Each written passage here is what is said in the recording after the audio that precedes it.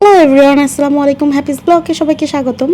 Recent আমি কক্সবাজারে গিয়েছিলাম এবং কক্সবাজারে যে ব্লগগুলো আছে আপনাদের সাথে শেয়ার করেছি। আমার প্রত্যেকটি ব্লগে আপনাদের সাথে অনেক ভালো লেগেছে। এর জন্য ভাবলাম একটি ব্যতিক্রম ব্লগ আপনার সাথে শেয়ার করি। এই ব্লগটাও আশা করি আপনাদের কাছে ভালো লাগবে।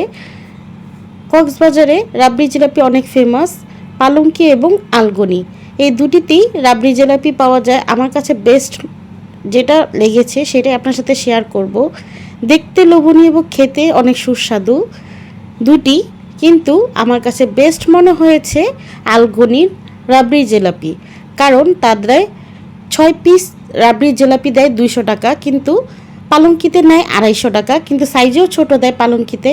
আর আলগনিতে গরম গরম ভেজে দেয়, সাইজে অনেক বড় থাকে আর রাবড়ির পরিমাণে অনেক দিয়ে থাকে।